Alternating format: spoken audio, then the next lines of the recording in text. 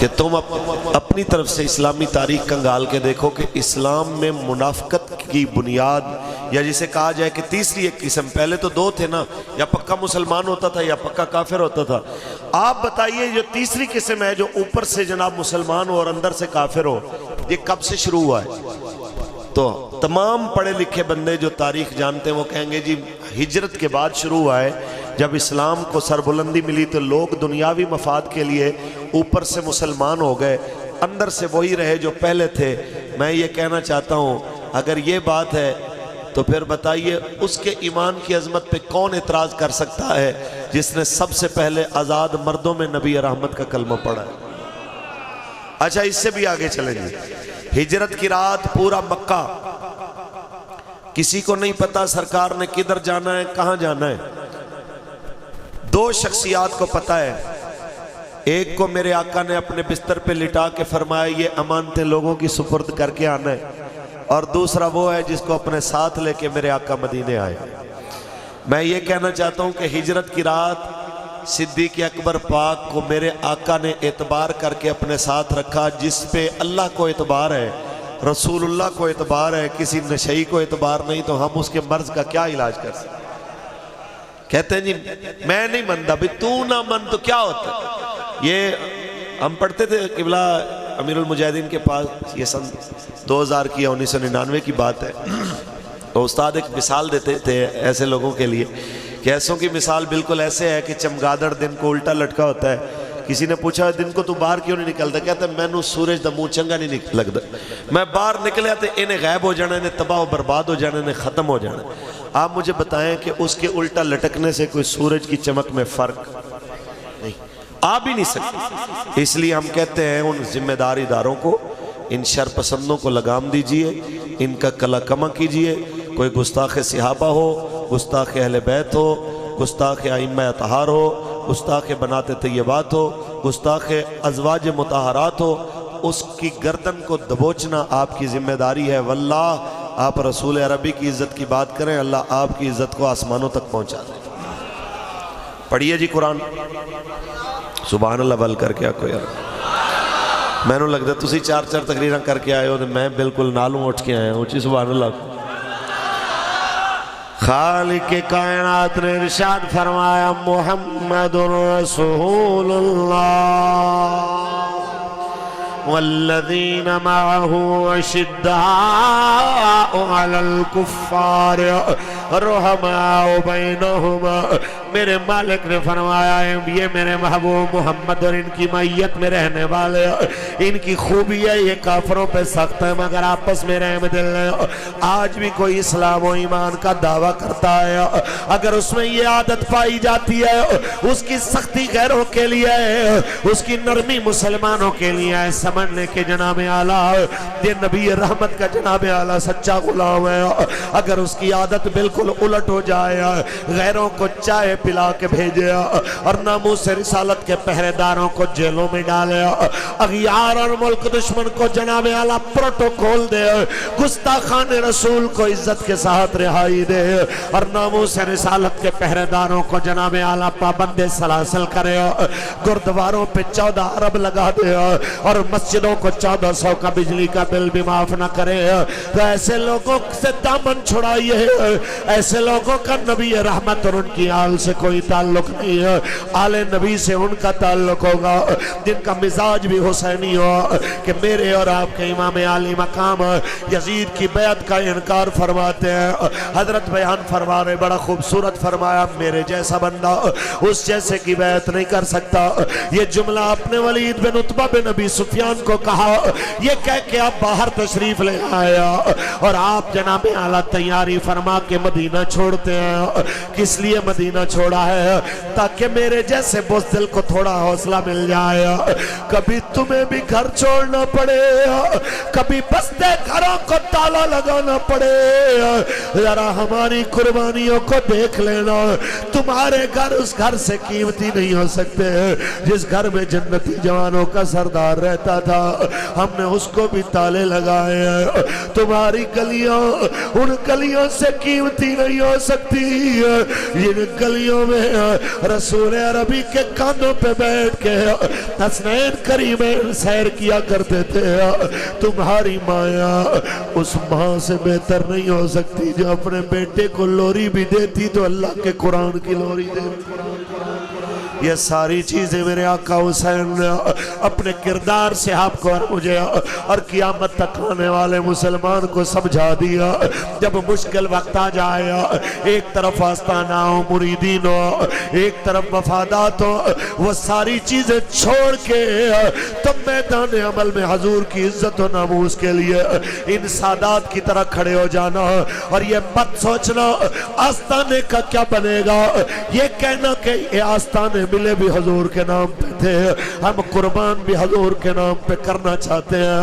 دوسرے لفظوں میں اگر اقبال کی زبان میں ترجمہ کریں تو یہ رسم خان کا ہی ہے، غم و اندوہ دلگیری، نکل کر خانقاہوں سے ادا کر رسم سبیری۔ جن لوگوں کو ابھی تک یہ ڈر ہے باہر نکلیں گے تو کیا بنے گا، آئیے سید کو دیکھیے اور قسم دے کے پوچھئے، آپ ایمان سے بتائیے لجپال، پہلے بھی پیری مریدی تھی، پہلے بھی بڑی عزت تھی، سید ہیں آپ والے رسول ہیں، آپ کے ہاتھ پاؤں لوگ چومتے تھے، لیکن جب سے اپنے نانا کی عزت کے لیے نکلے ہیں بتائیے عزت کتنی بڑی ہے۔ تو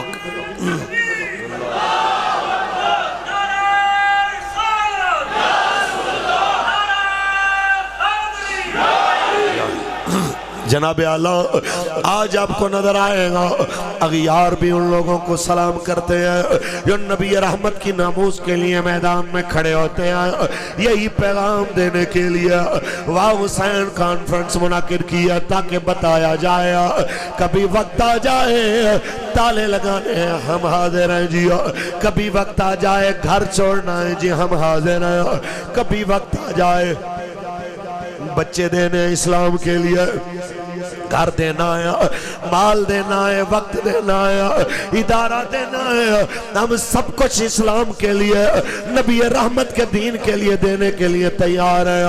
جیسے ہاتھ جمع کے ہم جناب اعلیٰ اطمینان میں ہوتے ہیں، انہی ہاتھوں میں ہاتھ کڑیاں پہن کے یہ سید یہ کہتے نظر آئیں گے کہ لطف سجن دم بدم کار سجن گاہ گاہ انجوی سجن واہ واہ انجوی سجن واہ واہ انجوی سجن واہ واہ، ہاتھ اٹھا کے جس چیز کا نظریہ آیا اور واہ حسین کانفرنس میں اسی بات کا عہد کر رہا ہے، چاہے میں سولی کی جانب پہ جاؤں گا یہ کہتا جاؤں گا انجوی سجن واہ واہ انجوی سجن انجوی سجن واہ واہ انجوی سجن آئیے اس سے بھی آگے چلیے، بات ادھر ختم نہیں ہوئی، مدینہ بھی چھوڑا، امی جان کی قبر انور بھی چھوڑیا، بھائی حسن کریم کی قبر بھی چھوڑیا، 10,000 صحابہ کی مقدس قبور کی زیارت سب کو چھوڑ کے آپ آئے مکہ میں، اور جناب پھر حج کا احرام باندھا۔ پھر پتہ چلا یزید نے 40 بندے بھیجے ہیں، جہاں حسین ملے شہید کر دیجئے۔ ایک حرم کو خون ریزی اور قتل و غارت گری سے بچانے کے لیے میرے آقا حسین نے حج کو عمرے میں تبدیل کیا، اور آپ نے ارادہ کیا کوفے کا، کربلا کا جناب اعلیٰ۔ سوال اتنا ہے، میرے آقا حسین چاہتے حفاظتی دستے لگا دیتے، چاہتے جناب کہتے حج کے بعد نکلیں گے، لیکن کیوں حج کو قضا کر کے عمرے میں تبدیل کر کے آپ گئے؟ تاکہ آپ کو مجھے ہمیں پتہ چلے کہ یاد رکھنا حج زندگی میں ایک بار فرض ہے، نماز روزانہ 5 فرض ہے، زکوٰۃ سال میں ایک بار فرض ہے، رمضان کے روزے سال میں 1 مہینہ فرض ہے، لیکن اسلام کی ناموس اور عزت کا پہرا ہر سانس کے ساتھ فرض۔ اس کی قضا نہیں ہو سکتی، جو مرضی ہو جائے دین کے ساتھ کھڑے رہنا، جو مرضی ہو جائے استقامت کے ساتھ کھڑے رہنا، تاکہ زمانے کو پتہ چلے واقعی تمہارا مزاج حسینی ہے، واقعی تمہاری طبیعت حسینی ہے، کہ حسینی گردن تو دے سکتے ہیں لیکن ظلم کے نظام کو اعتماد کا ووٹ نہیں دے سکتے۔ جو مرضی ہو جائے تم اپنا مزاج یہی رکھنا، ہمارا جینا مرنا دین کے لیے۔ پھر 2 محرم کو کربلا آنے والا میرا امام، 7 محرم سے پانی بند ہے، 7، 8 اور 9، حتیٰ کہ 10ویں کا دن آتا ہے، بوڑھے بوڑھے جناب اعلیٰ میرے آقا حسین کریم کے ساتھی حضرت حبیب ابن مظاہر بھی آتے ہیں، اور جناب اعلیٰ وہ بھی ہیں، اور جوانوں میں حضرت علی اکبر بھی ہیں۔ ان سب کو اسلام کے لیے قطاروں میں کھڑا کر کے میرے امام نے بتایا ہمارا ایک ہی نظریہ آیا، حسین اور حسینیت کا ووٹ یزیدیت کے لیے کبھی نہیں جا سکتا۔ اونچی بولیے۔ 20,000 کے لشکر کے سامنے 72 بندوں کو کھڑا کرنے کا کیا مقصد تھا؟ صرف یہی بتانا مقصد تھا، یہ نہ دیکھنا ادھر بندے تھوڑے تھے جی، ہمیں پتا تھا ہم نے ہار جانا ہے سیٹ، ہم نے کہا ان کو ووٹ دینے سے بہتر ہے فلانے کو دے دے، 5,000 تو دیتا ہے، ہم نے سید عرفان امیر صاحب کی بجائے فلاں کا ساتھ دینا گوارا کیا، چلو جی کام آ جاتا ہے۔ یہی بتایا میرے آقا حسین نے، چاہے 72 ہو حق کے ساتھ ہو، ان 20,000 سے بہتر ہیں جو باطل کے ساتھ کھڑے ہو۔ پھر 20,000 کا نام کوئی نہیں لیتا، 72 کا نام بھی لیتا، اور 72 کی جناب اعلیٰ عمارت سنبھالنے والے میرے امام کا نام بھی لیتا ہے۔ اس بھرے مجمع میں ہمت کیجئے، سوال کیجئے، کسی بڑے سے بڑے ذہین بندے سے پوچھئے آپ کے 10ویں 5ویں یا 10ویں نمبر کے دادا جناب یا نانا کب فوت ہوئے تھے، دن کون سا تھا، وہ سوچ میں مبتلا ہو جائے گا، شاید 100 میں سے 1 بندہ بھی صحیح جواب نہ دے سکے، لیکن اسی مجمع میں 10 سال کا بچہ کھڑا کیجئے، اس سے پوچھئے میرے بچے بول 10 محرم کو کیا ہوا تھا، وہ بچہ تمہیں بتائے گا 10 محرم کو میرے امام نے اپنے نانا کے دین کا پہرا دیا تھا، اور میں بھولا نہیں نہ بھول سکتا ہوں، کیونکہ اے حسین ابن علی تیرا زمان۔ جنہیں جنہیں یاد ہے وہ ہاتھ کھڑا کیجئے، جنہیں نہیں ہے ان کو یاد کرائیے، ہاتھ اٹھائیے۔ اے حسین ابن علی تیرا زمان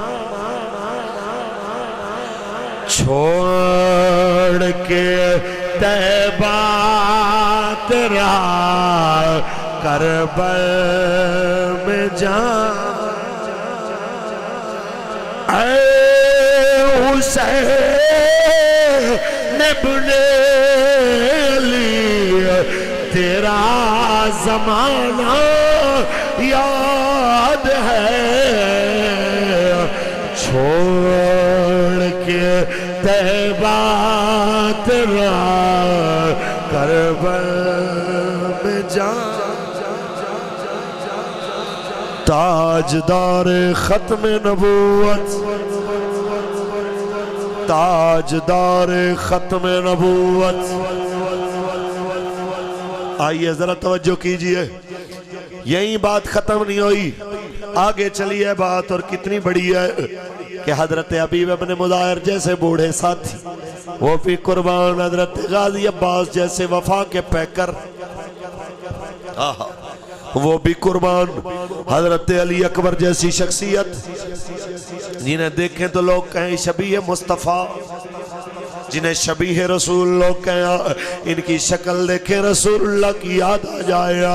جب ایسے جان میرے آقا حسین کے سامنے اپنی جان مالک کریم کی راہ میں دیتے آیا، اور پھر آپ کے اور میرے امام اپنے صاحبزادے کے مبارک ہاتھوں کی انگلیوں کو زمین سے چن چن کے اپنے نانا پاک کی چادر میں رکھتے آیا اور کہتے ہیں مالک علی اکبر کو لے کے اگر تو راضی ہے گوار ہے نہ تجھ پہ تیرے نبی کا نواسہ بھی راضی ہے، اگر تو میرے عباس کو لے کے راضی ہے گوار ہے نا کہ کربلا میں آنے والا جنتی جوانوں کا سردار بھی راضی ہے. میرے مولا میں راضی ہوں، میں ناراض نہیں ہوں، میں تیری رضا پہ راضی ہوں.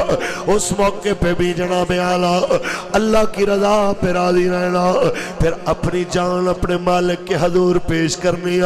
ایسے لمحات میں آج میں ان لبیک کے ساتھیوں کو کہنا چاہتا ہوں جن لوگوں کو یہ چیزیں دل میں خیال آتی ہیں، بار بار سوچ آتی ہے کیا کہیں حضرت جب میری بیٹی کے سامنے مجھے مارا گیا وہ چیز مجھے برداشت نہیں ہوتی، خون کھول جاتا ہے جب مجھے یاد آتا ہے.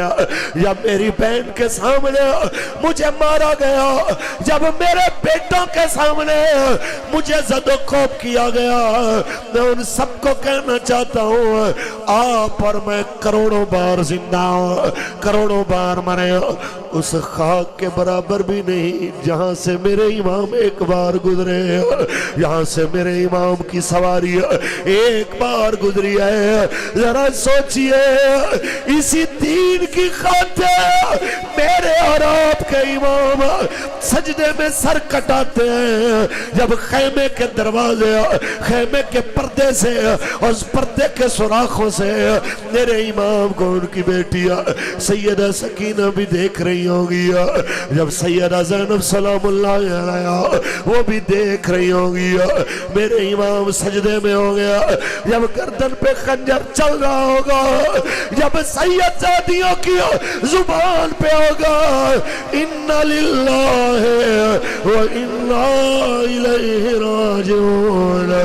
مالک ہم بھی تیرے لیے تیری جانے بانے والے میرے مالک یہ کیا ہم بھی حاضر، ہماری نسلیں بھی حاضر، یہ جنتی جوانوں کا سردار بھی اس نظام پہ اپنی جان قربان کر گیا، ہماری جانیں بھی اس نظام کے لیے قربان، جس کے لیے حضور نے یہاں پتھر کھایا، جس کے لیے سرکار نے ہجرت کیا، جس کے لیے سرکار نے 100 سے 100 کے قریب جناب اعلیٰ جنگیں لڑیاں لڑوائیاں. جناب اعلیٰ ذرا تصور کیجئے یہ ساری چیزیں دیکھنے کے بعد پھر آپ کے دل میں کبھی خیال نہیں آئے گا کہ جناب میرے ساتھ ظلم ہو گیا، پھر یقیناً آپ کہیں گے واہ حسین تیری عظمت پہ قربان تو نے مجھ بزدل کو بھی حوصلہ دے دیا. بلکہ میں تھوڑا لفظ بدل کے کہوں واہ حسین ابن علی تیرا زمان، واہ حسین ابن علی تیرا زمان. بلکہ جناب اعلیٰ ایک اور عاشق بولا ہے، وہ اپنی زبان میں کہتا ہے کہ 400 چرچا تیرا ہے اے حسین ابن علی، 400 چرچا تیرا ہے اے حسین ابن علی، کل زمانے کی صدا ہے اے حسین، کل زمانے کی صدا ہے اے حسین ابن علی، اور زخم کھا کر بھی زبان پر لا الہ جاری رہا، صبر کی بس انتہا ہے اے حسین، پڑھیے پڑھیے، صبر کی بس انتہا ہے اے حسین۔ ذرا سوچئے، یہ انہی کی قربانیوں کی برکت ہے۔ کہتے ہیں کربلا سنا کہ تمہیں ملتا کیا ہے؟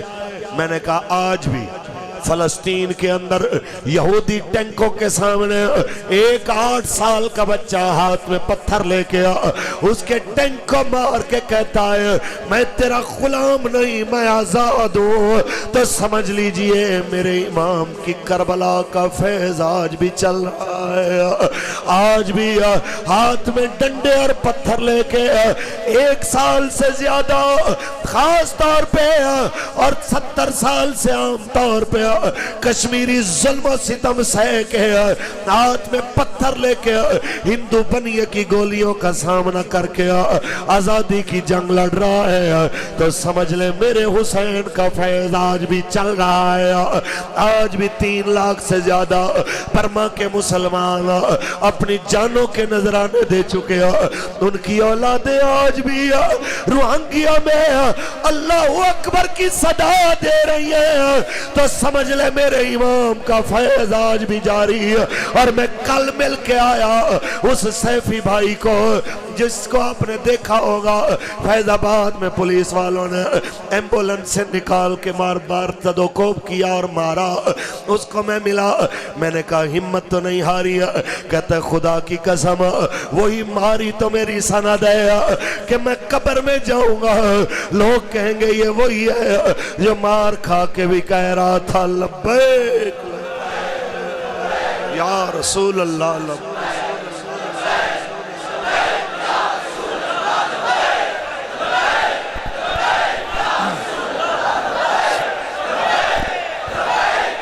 تاجدار ختم نبوت،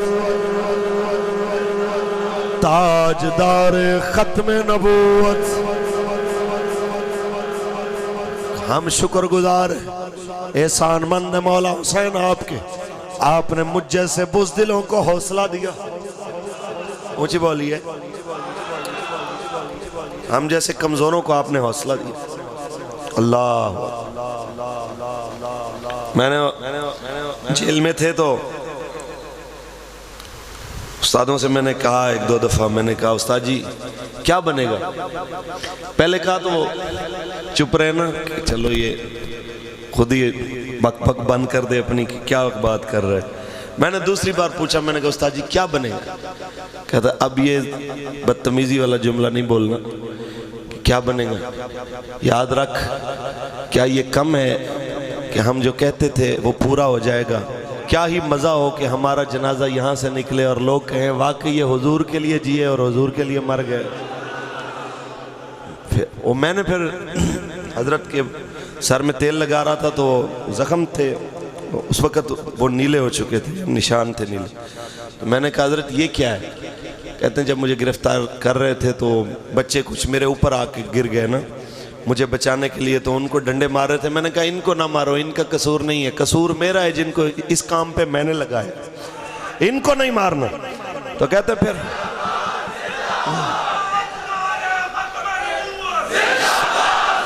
بہت زندہ زندہ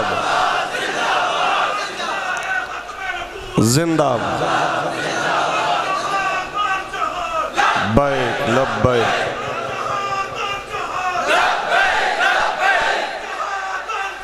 लब्बैक लब्बैक या रसूल अल्लाह लब्बैक लब्बैक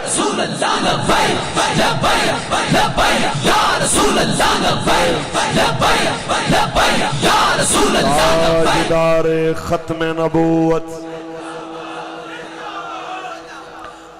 खैर, और फिर मैंने कहा उस्ताद जी आपको लगता नहीं है कि इन्होंने इतनी जुल्म किया, इनको एक बार भी आपकी सफ़ेद दाढ़ी का ख्याल नहीं आया? कहते वो अपनी स्टाइल